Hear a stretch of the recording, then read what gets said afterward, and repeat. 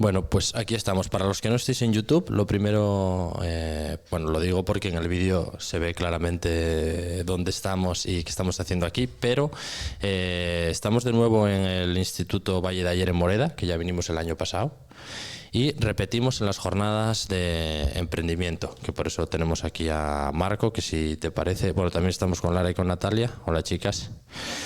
Si te parece, Marco, si nos puedes hacer un preámbulo, lo dejamos todo enfocado y luego ya podemos hablar de lo que todo el mundo quiere escuchar hoy, que es lo que pasó con la calle El Rosal ya. Sí, quién se apoyó dónde y esas cosas, por decirlo de un poco. A ver, cuéntanos.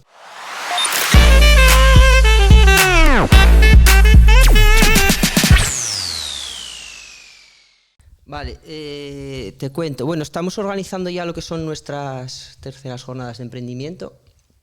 Entonces, bueno, un poquitín la idea es intentar así traer casos reales de emprendimiento, historias así un poco cargadas de tomas de decisiones, de equivocaciones, de recorridos, de bueno, unos perfiles así un poco, no emprendimientos de decir yo tengo claro que voy a hacer esto y me tiro a algo, sino unas historias un poquito cargadas de incertidumbre, ¿vale?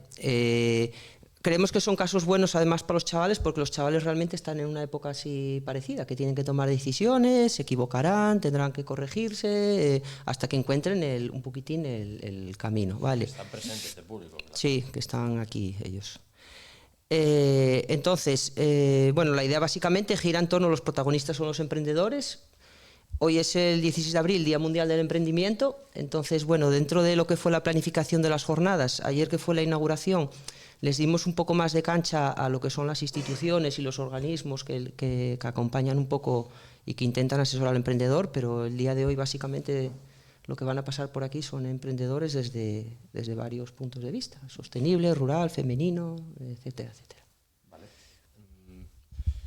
Es que acabo de desbloquear el recuerdo del año pasado de cuando, no sé, ahora al verte ahí me acuerdo de cuando hicimos el repaso de por dónde se salía por aquí, flechas y tal. Entonces, justo me estaba riendo de aquello. Lo vamos a dejar para el final, eso de todas maneras, ¿eh? No, vamos a hablar primero de tu historia como emprendedora y demás. Pero primero sí que me gustaría preguntarle al público que tenemos si alguno de vosotros valora el emprendimiento ahora mismo como una opción, crear vuestro propio empleo para ganaros la vida. No me meto si es coger una carnicería que se traspase o inventar una nueva inteligencia artificial. ¿Alguien? ¿No? Nadie, cero. Bueno, a ver si de aquí a que acabe el podcast conseguimos convencer a alguien. Natalia, ¿tú tampoco? ¿Tú tampoco? No. ¿Y por qué creéis? Bueno, a ver, dime. A lo mejor sí, eso ya depende del tiempo, porque a lo mejor puede pasar lo mismo que con la historia de Lara. A lo mejor puedo ir por un sitio y acabo en otro. Eso ya... ¿Por qué sitio quieres ir? Ahora estoy tirando más por la docencia. Vale. O sea, sería la historia, o sea, molaría venir dentro de 10 o 15 años a contar, no, empecé docencia y ahora tengo una ganadería o lo que sea, me da igual. Pero, bueno, sería realmente guay eso, ¿eh? Sí. Vale, vamos a hablar con Lara entonces. Sí, yo iba a decir que sí que tengo un poco la idea de que la gente no proyecta emprender como concepto.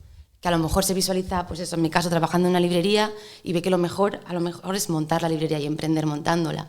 O que, ¿no? Que se imagina haciendo un trabajo y a lo mejor la vida le lleva a que para hacerlo tiene que emprender, pero que no se suele, ¿no? La gente no suele tener vocación de emprender per se, sino que es como un medio de conseguir... Ya, yo creo que... Bueno, yo no tengo ni idea de esto como del 98% de las cosas, pero luego cuando ya eres emprendedor y empiezas a rodearte de otros emprendedores, te das cuenta de que, claro, a lo mejor nadie lo tenía claro al principio, pero ya veías cositas, ¿sabes? Ya ves quién es... Que es como un perfil. Sí, exacto. Un perfil de desgraciado o de desgraciada que no sabe hacer otra cosa en la vida que trabajar y que bueno, ya se llega a un punto que dice, bueno, estoy aquí trabajando para otro en una cosa que realmente no me llena tanto, y suele ser peña, por la gente que yo conozco, que tampoco me relaciono con Amancio Ortega, sino con cosas más pequeñas, que valora mucho más la parte emocional del trabajo, sin entrar en el rollo del salario emocional, que muchas veces es una chufa pasta para la gente, ¿eh?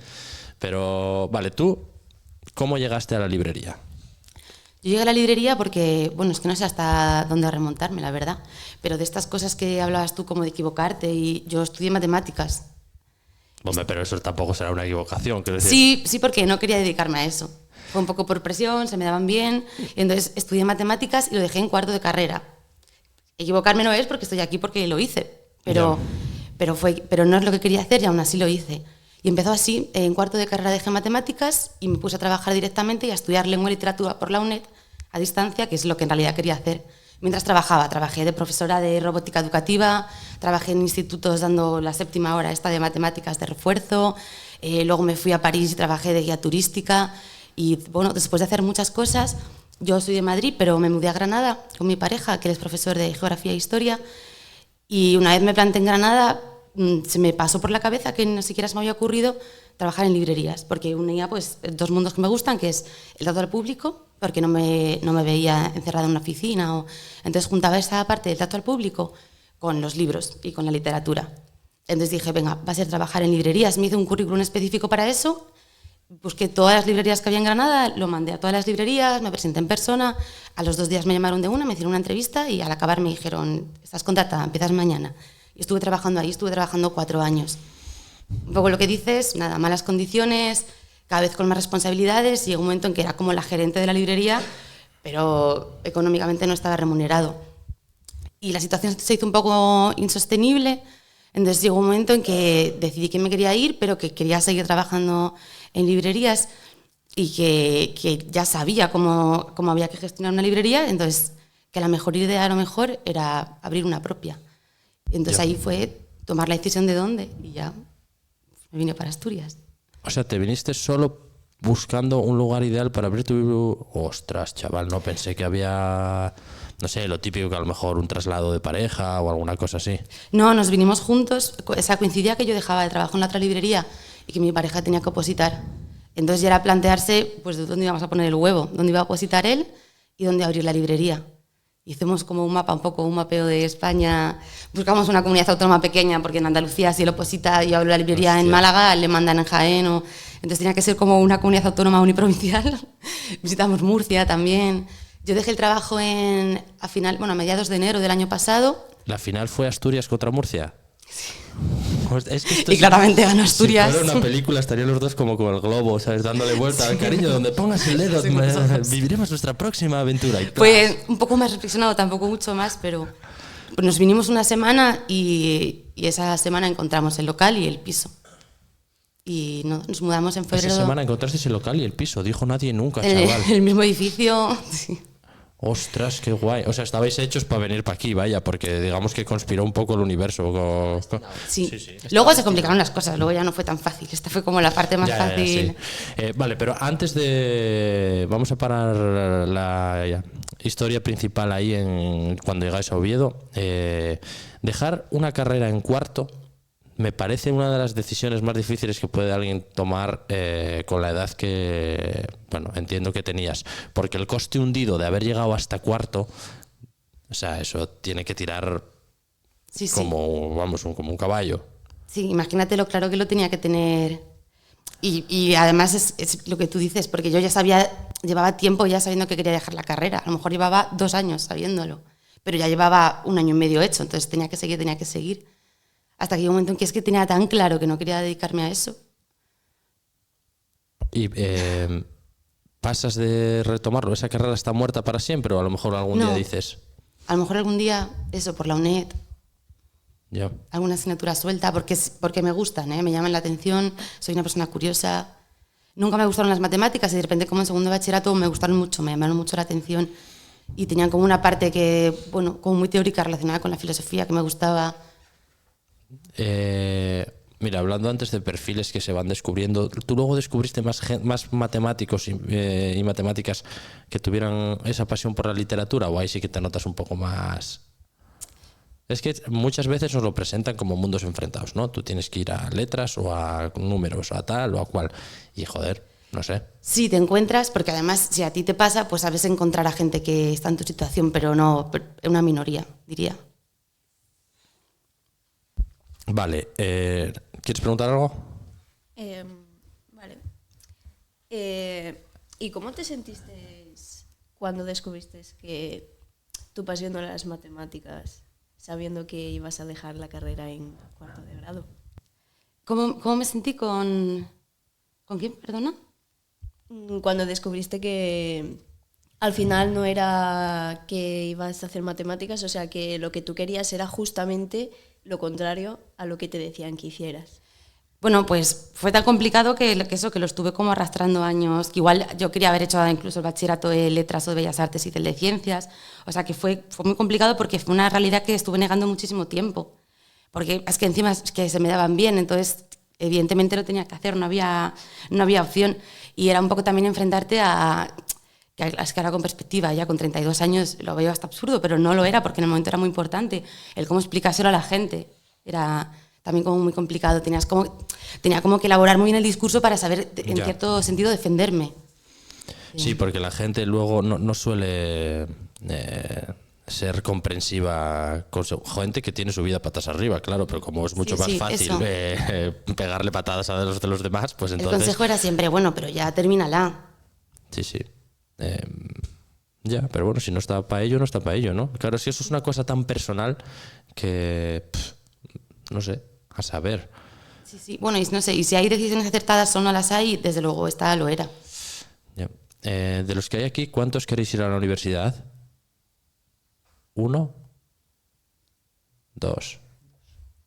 Bueno, bajó mucho. En mi generación hubiera levantado la mano el 80%. La mía también. Y no puedo ocultar que me alegro, la verdad.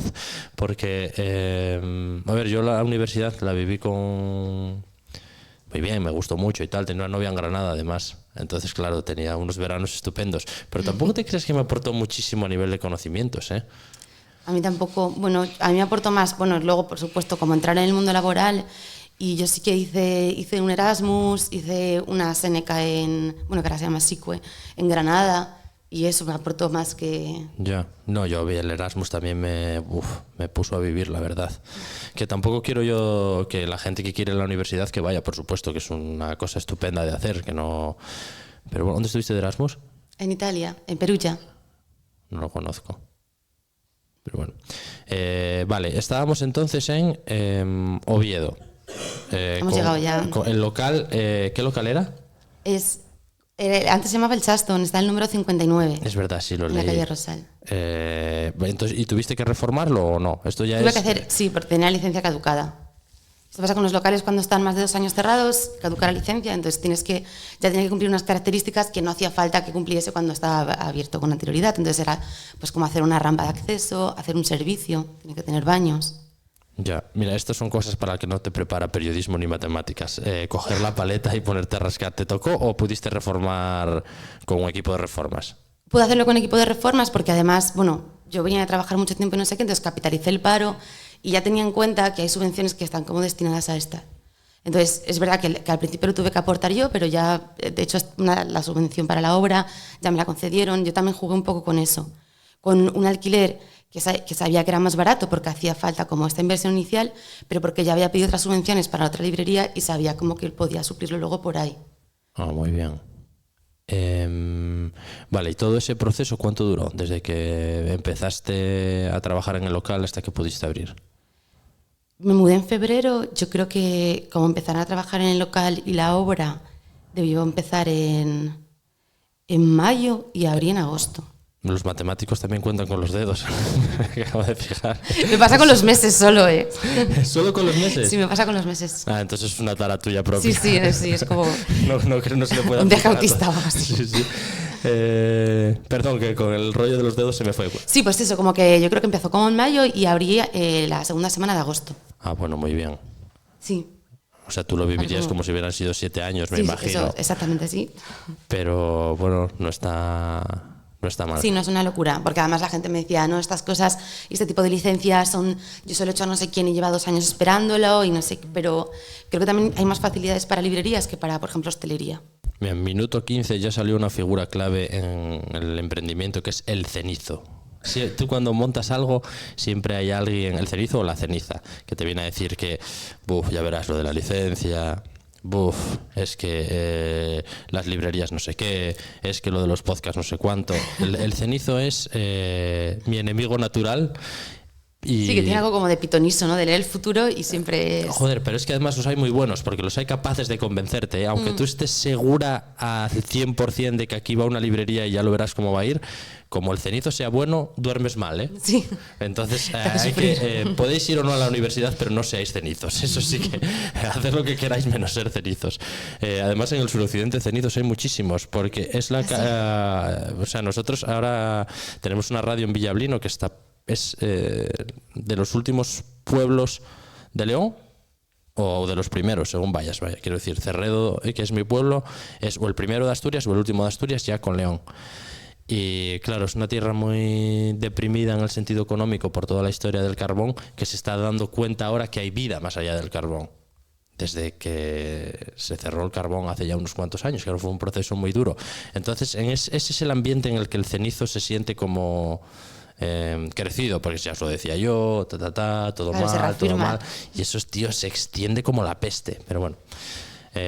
Tú superaste todo eso lo de las licencias, no sé qué, ¿no? Y abriste tu librería. Eso es. Vale. ¿Cómo se siente uno cuando por fin... ¿Dirías que ese fue el día que se culminó tu tal o no? ¿O es que luego van pasando cosas y al final sí? No, pero porque estaba totalmente disociada. No, sí, además, como hicimos una inauguración, vino mucha gente, me lo pasé muy bien, pero no tenía la idea de que hubiese una librería abierta que fuese mía todavía.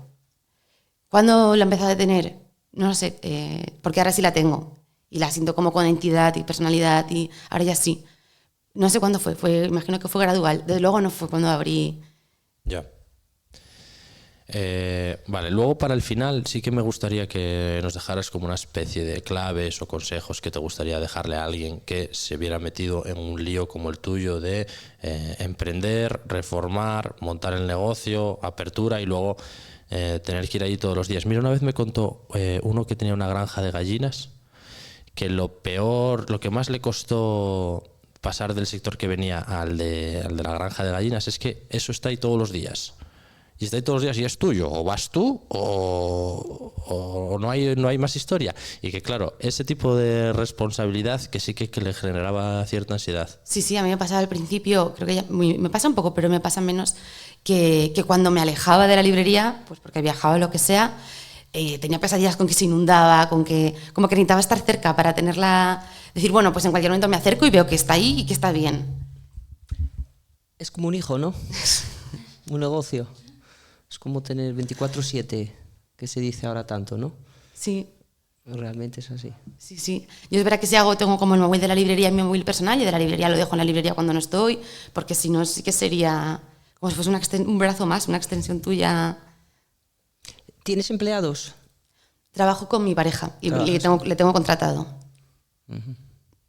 ¿A futuro ampliar el negocio? A futuro para mí lo ideal sería, la librería es grande y tengo como pensado, pedir alguna subvención más para hacer más reforma, para tener más estanterías, para habilitar más espacios. Y para mí lo ideal sería mantener esta librería y que diese para contratar a mis antiguas compañeras de Granada que están como esperando a que me vaya un poco bien para venirse para acá y contratarlas y como que entre las tres, lo que pasa es que una librería un solo local que de 3 sueldos es complicado, pero lo ideal sería eso y trabajar las 3 ahí. Iba a decir el mínimo de horas, tampoco el mínimo de horas, pero bueno, es que el horario comercial es muy complicado. Estás por la mañana, aparte, estás por la tarde, estás los festivos, entonces como repartirnos los turnos. Y para mí lo ideal sería eso, que estuviésemos las 3, repartir responsabilidades, repartir el sueldo, los turnos y que es como mi máxima ambición, que me parece bastante. Una preguntina más, si puedo, que es el caballo de batalla que hay tanto ahora en los negocios. ¿Tu negocio funciona mucho porque va el cliente presencialmente o te funciona mucho en la venta online? Hasta ahora, sobre todo porque viene. Viene, ¿no? Sí, y es que es verdad que acabo de ya hacer la página web y la terminé como hace 2 o 3 semanas. Entonces estoy como trabajando todo este mundo del SEO, del posicionamiento, claro, y entonces también y es como inevitable tener que meter mano también como en las redes sociales y además pasar mucho en el mundo del libro. Si a ti te gusta, ¿no? Entiendo, no sé, que seguirás a Booktuber o por Instagram o por TikTok. Entonces, como que hay que meter, si quieres como extender ese mundo online, hay que meter mano también por ahí. Cuenta de TikTok, ¿no? O sea, Sí. A día de hoy, básicamente gira todo. Puede por que me ahí. toque. Porque perfil de clientela, porque no sé si si tienes todo el espectro de libros para vender desde alguien de 8 años a alguien de 65, o sea, tú tienes cubierto Sí. todo lo que es tal, ¿no? Sí, sí, bueno, Entonces, claro, y de 0 años, porque tengo literatura Yes. infantil y tengo los libros estos que son como para bebés para que los muerdan y luego tengo mucho clásico y sí. Que tienes que llegar a cada uno de ellos de manera diferente, entonces Sí. se te complica bastante. Pues con eso más o menos. Natalia, ¿tú tienes controlado esto que decía ahora Marco de redes sociales, a quién seguir si te gusta la literatura? Sí, Vale. hay... Espera, no me pises el programa, ¿eh? Entonces luego al final vamos a dejar lo de los consejos y lo de a quién seguir, que eso puede estar guay. Y ahora, antes de abrir tu turno ya con las preguntas y así, y luego seguir con cómo va ahora el negocio y tal, sí que me gustaría abrir el melón de El Rosal. Claro, porque a ti, ¿qué te contaron del Rosal? Digamos que se te puede considerar, no, outsider no, porque claro, es la que vive allí, pero ajena a la vida anterior del Rosal. Pero me la han contado bastante bien, porque todo el mundo me habla de esto. Y además, como me sé las etapas, cuando fueron cerrando cada zona, por qué motivo. Pues nada, pues que era una zona que yo diría como que desde los años 80 eran todo pubs y bares, ¿no? Una zona de fiesta que se cortaba la calle porque estaba llena de gente. Entonces lo he vivido, o sea, porque me vienen clientes y me dicen, pues yo vomité en esta esquina que tienes literatura inglesa, por ejemplo. Entonces me lo cuentan los clientes, me lo cuentan los vecinos, me lo cuentan compañeros de negocios de al lado. Y sí que tengo un poco las versiones. Y me han contado pues que hay personas que me han contado que hay un irlandés que sigue abierto ahora, que me dice que es el único que sigue abierto, que todos cerraron ya y que es como el único que sigue como de esta época. Él decía que se había cerrado todo un poco a raíz de la pandemia. El desván es. No, el desván ya. Bueno, se llamaba, creo que antes se llamaba así, ahora la han llamado Senrock, porque le ha dado un poco de lavado de cara. Sí, pero ese es. Y entonces él me dijo que su versión un poco era como que a raíz de la pandemia habían ido cerrando. Pero otro día me contaron que fue cuando se prohibió beber con 16 años, porque se iba mucho a jugar ahí al duro y se podía beber y que desde entonces como que también fue bajando. Yo me acuerdo de aquel bajón, efectivamente. De los 16 años. Sí, pero yo ya no los tenía, ¿eh? Pero sí me acuerdo de ese bajón. De todas maneras, o sea, ahora está completamente distinto. Sí, yo me planteé si abrir o no en Rosal porque hay mucho local cerrado todavía y eso me asustaba. Pero sí que estuve mirando y me di cuenta de que en el último año pues habían abierto como 3 o 4 locales en una calle pequeña y es verdad que luego han seguido abriendo. Yo creo que va para arriba también, ¿eh? Me gusta mucho a mí jugar a cuando voy caminando a ver quién abrió, quién cerró y tal. Y por el tipo de negocio además que se está abriendo, yo creo que un poco esta parte así como de ir al Fontán, subir a comer al centro, tal, está subiendo por esa parte de la ciudad. E incluso más atrás, donde estaba antes el Huelu, esta calle que baja del seminario, yo Sí. creo que eso empieza a molar también en términos de tal. Bueno, ahora ha abierto ahí la Casa Rosa y Claro, efectivamente, no fui todavía. tampoco. Bueno, vale. El Rosal. Sí, bueno, si quieres contarte un poco la historia es un poco esa, ¿no? Sí, a ver, yo el recuerdo que tengo es, bueno, a ti también te tuvo que tocar. Yo, sí, bueno, yo fui cuando tenía 16 años a tomar un JB Twist al policía, marché para Madrid, cuando volví el policía ya era un kebab, me parece, o sea que ahí ya empezaba a aflojar un poco. Aquella fue la época de que Asturias por fin, bueno, a ver, es que era Asturias llegó a ser anomalía histórica por el tema de que en España había muy pocos sitios en los que con 16 años tú podías entrar a un sitio y decir un Bacardi Cola aquí y ahí, pero luego no podías comprar tabaco. O sea, era una cosa extraña. Vale, y luego todavía seguía habiendo mucho esto del duro, pero yo creo que eran los nostálgicos que todavía no habían pasado a los 30, ¿sabes? Entonces había todavía una Que se agarraban ahí todavía. Sí, a nivel cultural, que suena un poco ridículo hablar de... Pero bueno, sí, a nivel de ocio y tal, todavía se llevaba mucho el ir allí y hacer esto y luego irte. O sea, ya no era... y luego me quedo aquí porque hay una discoteca aquí y otra allá. Y luego ya de repente pues desapareció. No sé tú los recuerdos que tienes de eso. Yo los recuerdos que tengo, que soy un poco mayor que vosotros, era sobre todo que el Rosal estaba muy vinculado a los jueves. Había un ambiente universitario en Oviedo bastante potente y cada zona tenía como reservado un día de la semana para que se montara allí algo de tal, ¿no? Entonces sí que es verdad que yo recuerdo... El recuerdo que tengo mucho es de muy vinculado el Rosal a fiestas Erasmus y un crisol allí de gente. Tenías allí mucho tipo de perfiles dentro de lo que es un universitario.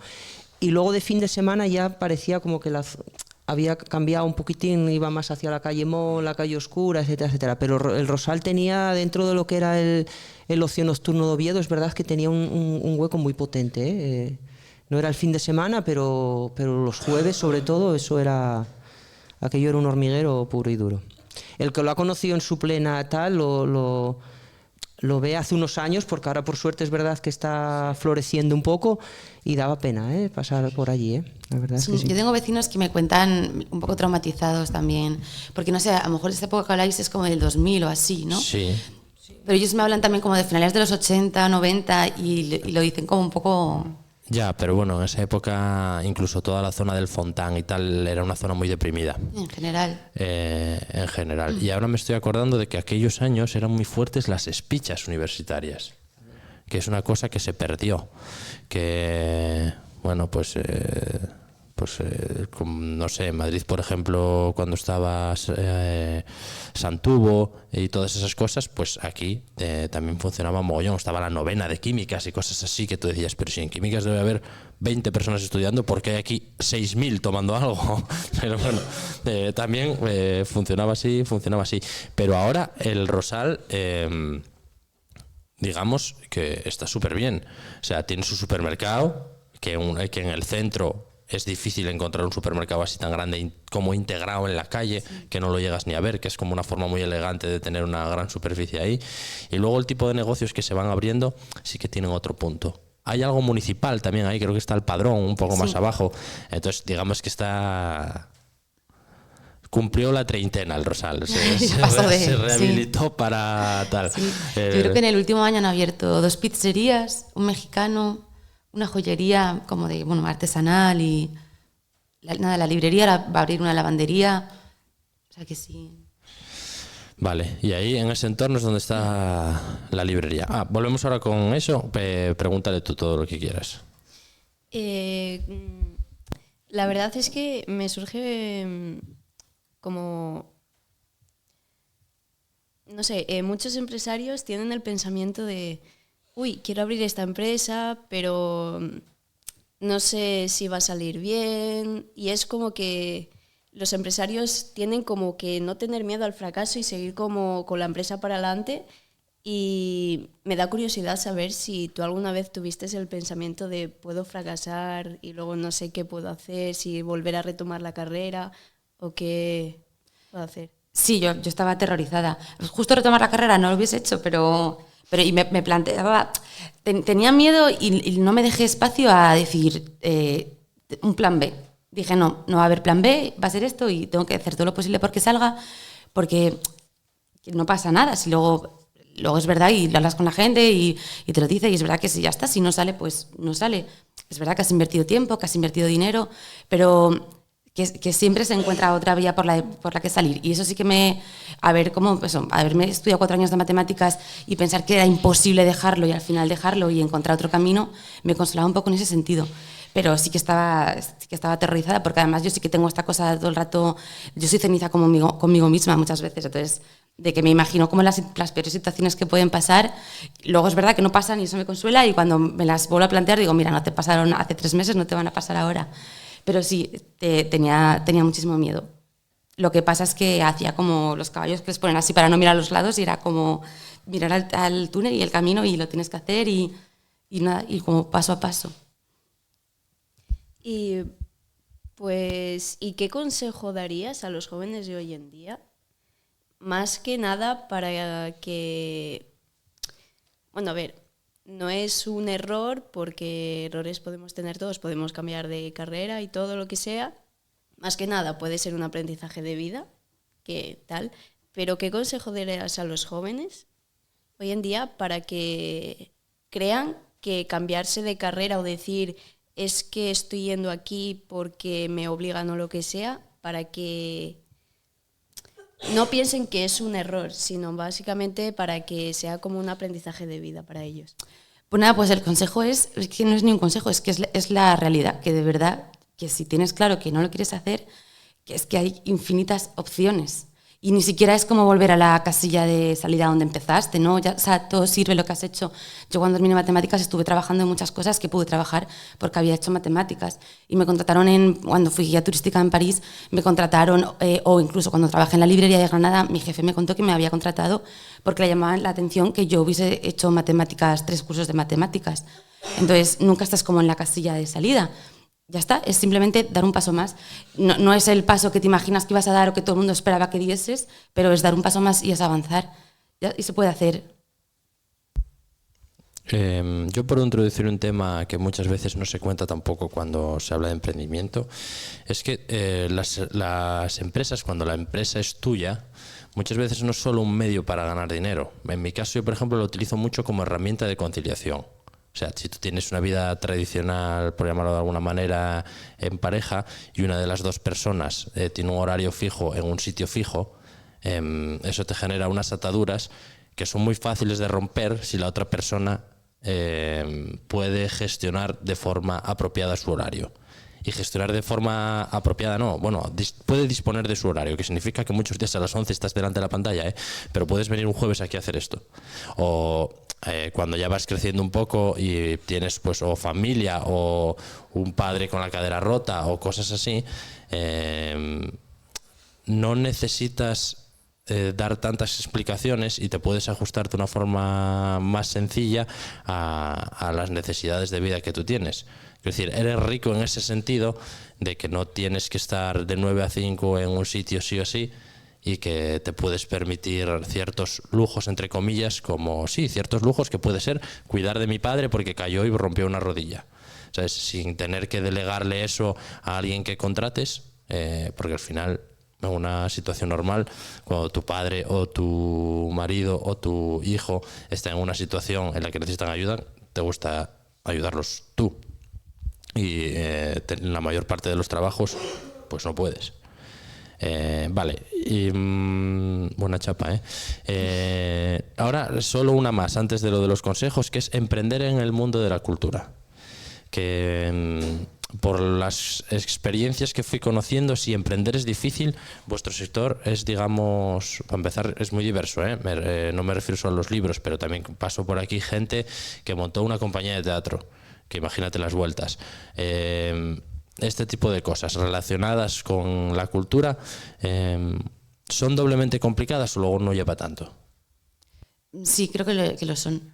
Que en específico el sector del libro no está viviendo súper momento, se está leyendo más que se leía antes y se está comprando más libros que se compraban antes, pero sí, me parece que una de las cosas que tienes que hacer si quieres que te vaya bien y proyectar es que es muy global, como nosotros hacemos muchísimos eventos, muchísimas presentaciones, como que te exige mucho.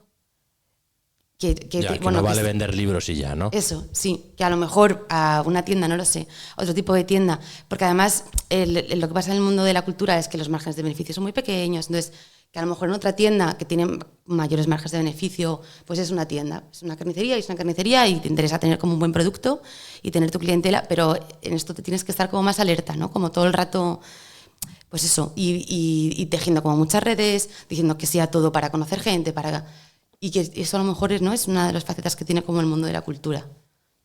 Ya. Bueno, y luego hablabas antes ahí de algunas subvenciones, esa parte sí que está como, por cierto, me acabo de venir el flash que en el momento en el que estamos grabando esto hay tremenda polémica por la parte del IVA de los libros, porque estuvo Sonsoles en El Hormiguero y metieron la pata al dar el IVA de los libros y hay una liada tremenda. Pero yo sinceramente creo que se equivocaron, bueno, no sé. No sé. Bueno, es que decía la editorial Capitán Swing, decía, si se equivocaron porque no lo sabían mal, si lo dijeron a sabiendas peor. No, pero en cualquier caso, ya este es un periodista que estás entrevistando sobre el tema, ella es escritora. Y bueno, hombre, y ella es uno de los personajes televisivos más fuertes a nivel de información. Que habla mucho de cultura y es sí. escritora. Y claro que al final en el entretenimiento no sé hasta qué punto... Y aparte van a chupar la hostia ellos dos porque son los que estaban en cámara, pero en El Hormiguero tú imagínate el equipo que tendrán de guionistas. Que, a ver, si yo fuera Pablo Motos estaría enfadado especialmente por eso, porque a lo mejor, bueno, no sé.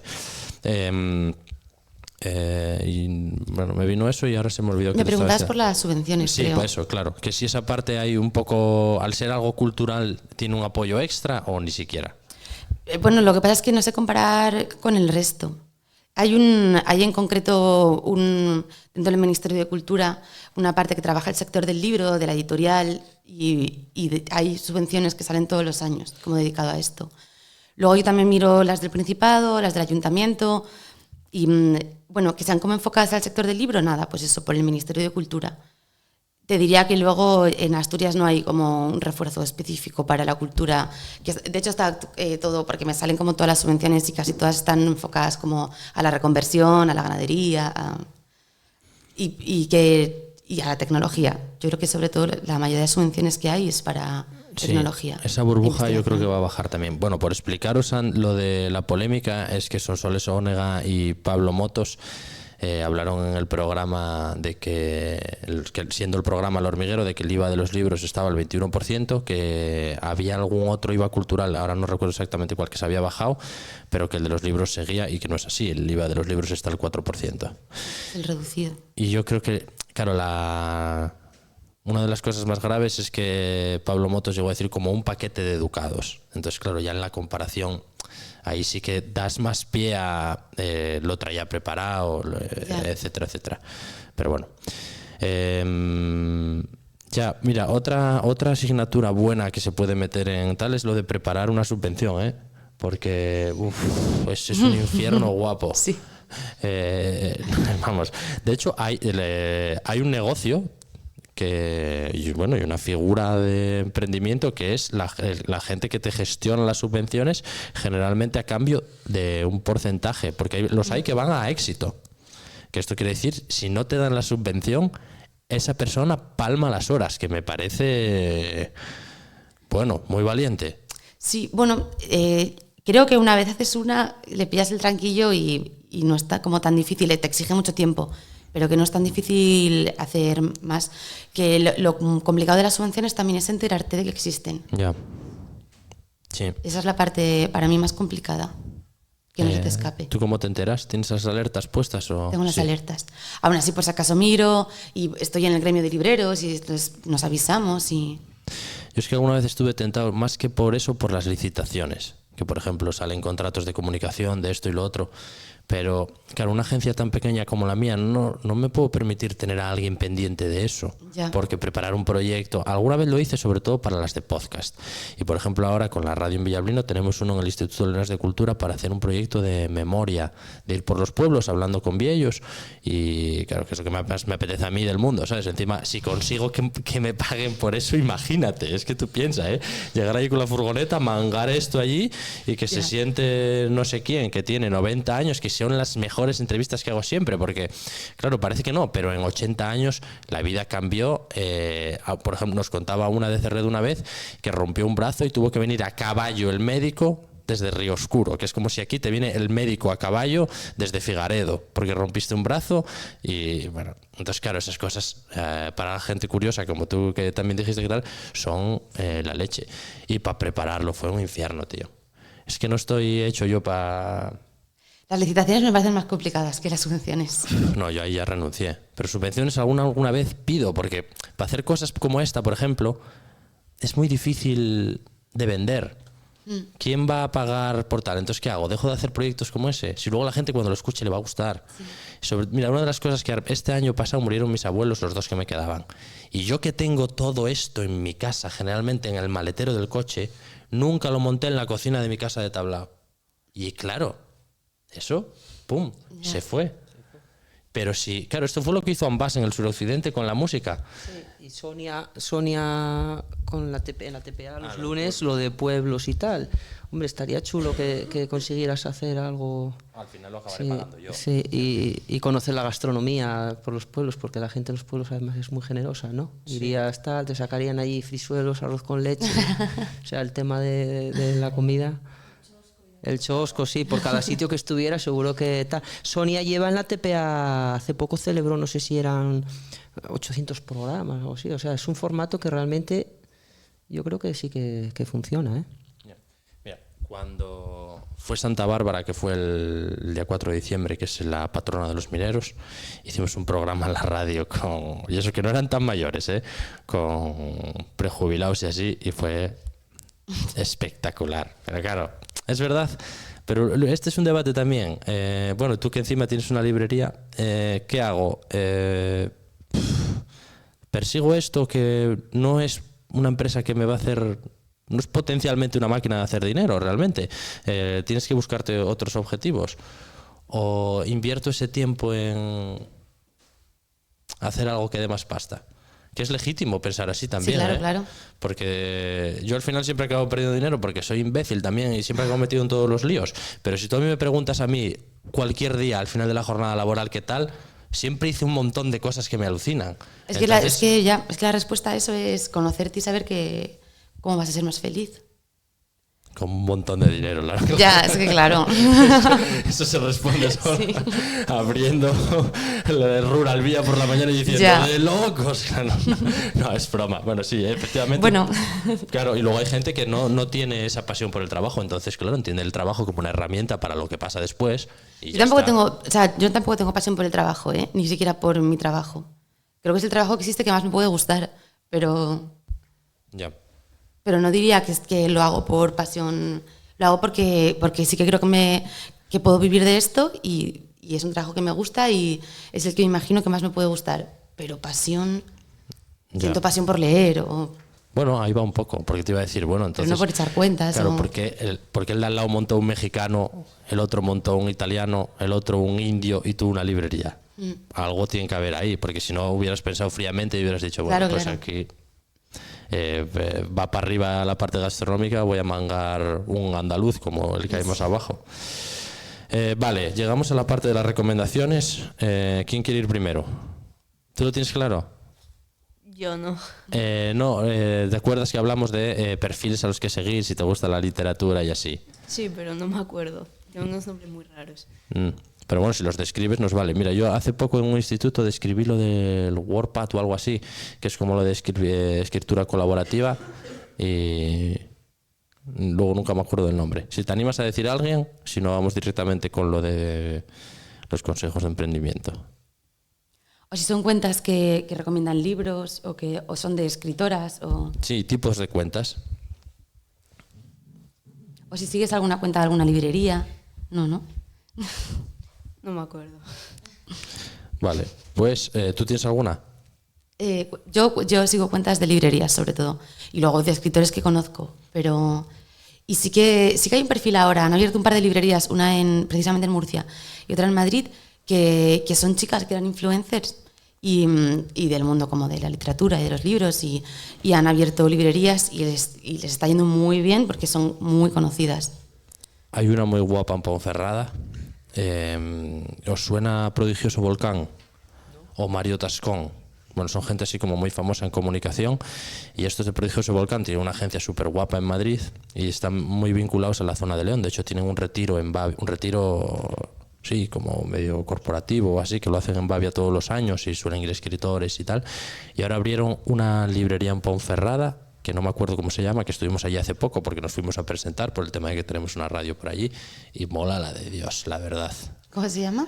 Es que no me acuerdo, está justo al lado de... Es la librería del Volcán, eso si lo buscas así. Sí, y está en la parte más bonita de Ponferrada, que es donde está el castillo y demás. No, a ver si me acuerdo entre qué tal. Vale, los consejos entonces para... ¿Qué son consejos para...? Para emprender. Bueno, más que consejos, un poco claves o lo que tú crees que te ayudó a ti, porque dar consejos a veces, bueno, queda un poco así. Sí, bueno, a mí me ayudó que ya llevaba 4 años trabajando en la librería, en una librería, y bueno, y gestionándola ya no era como trabajar cara al público, sino pues hablar con las distribuidoras, eso, pedir subvenciones, decir qué productos tener. Y entonces conocía el sector, que evidentemente, bueno, pues que si vas a emprender, tienes que, cuanto más sepas del sector, y a lo mejor te conviene haber trabajado, aunque sea para otra persona, pero de ese sector en concreto. Eso lo primero, y a mí eso me ayudó muchísimo. Y luego me ayudó muchísimo rodearme y conocer a otros libreros y libreras. Yo me metí en el gremio y pregunté mucho y me ayudaron mucho y me aconsejaron mucho. Además, a mí me pasaba que era el extra, además, ya no de abrir la librería solo, sino de que yo venía de fuera. Entonces era como conocer el mundo de las librerías en Asturias, en Oviedo, y me ayudó, u otras librerías de Oviedo, que me ayudaron mucho. Y entonces, como, bueno, pues conocer el sector, rodearte de gente que se dedica a eso y nada, preguntar, que te ayuden. Y luego, pues sí, como lo de las subvenciones parece una tontería, pero es que además es que están para eso. Y estar como al tanto también de la administración en general. Vale, yo tengo una preguntilla, siempre ya sabes que un poco de polémica a mí me... tal. Puedo decir que la librería es el libro perdido. Y luego ya cuando acabes... El libro perdido. Vale. Apoyo institucional, que ese es siempre el tema así un poco tal. Tú en el momento que tuviste que hacer las gestiones para abrir la librería y todo eso, yo me imagino que el principal organismo público con el cual tendrías que hacer todos los papeleos, burocracia y tal, sería el Ayuntamiento de Oviedo, ¿no? No sé si a nivel de Principado también te tocó pelearte algo con ellos.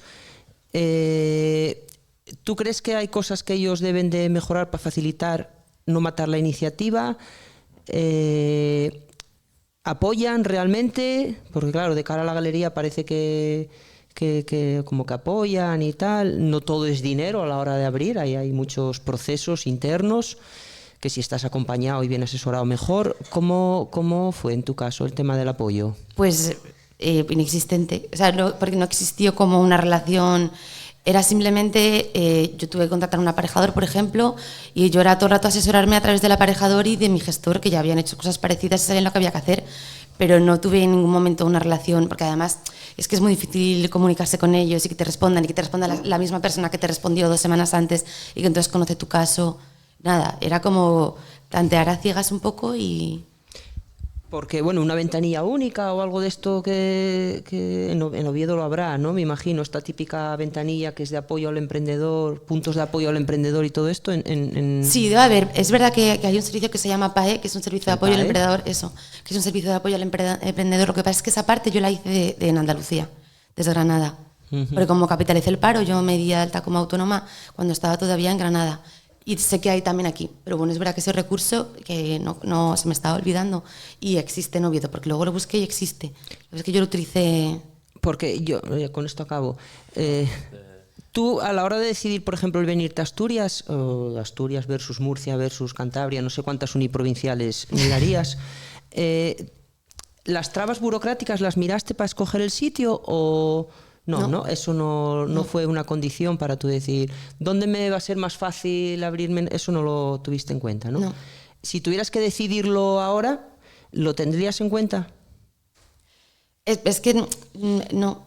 No, sería así, o sea, a ti... Igual si me hubiese ido a otra provincia o comunidad autónoma donde lo hubiese tenido más complicado, te diría que sí, pero bueno, como me salió al final y me salió bien, y lo hice a ciegas, pero me salió bien, vale. Creo que... Bueno, sí que esto de los PAEs precisamente sí que lo hubiese hecho desde aquí, porque sí que me pasó con el tema de las licencias o con la que yo lo estaba haciendo, con este servicio público, era de Granada, y ya me dijo, es que ahí no te puedo ayudar porque eso sí que tiene que ver con Asturias y con Oviedo. Entonces es verdad que lo hubiese hecho desde aquí.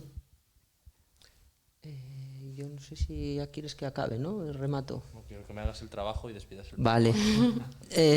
Nada, muchas gracias por venir. Por fin conseguimos que vinieras, porque las agendas de la gente que tiene autotrabajo, verdad que conciliar, ¿eh? Estamos ahí dando la murga a los emprendedores y sin tener en cuenta que tenéis mucho jaleo. Entonces, muchísimas gracias por venir. Muchísimas gracias a ti, Javi, también, por te daré un poquitín más adelante también otra vez la tal. Tendrás que venir tú también, como ya te lo dije antes. El emprendimiento tecnológico también lo queremos cubrir y, hombre, un creador de contenidos tiene que venir a contar un poquitín también su experiencia. Entonces, que sepas que te daré un poco más la tal, ¿vale? Y nada, gracias Natalia también por participar, además de manera muy chula. Y nada, yo no tengo mucho más que decir.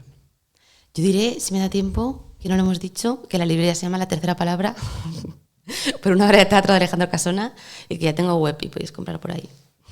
Muy bien, bueno, luego toda esa parte la ponemos en la descripción y demás, no te vamos a dejar tan mentira. Nada, muchísimas gracias, Lara, y muy guapa la tu movida. Gracias a vosotros, sí. Como Yela, tu movida es un podcast de La Voz de Asturias producido por El Estudio.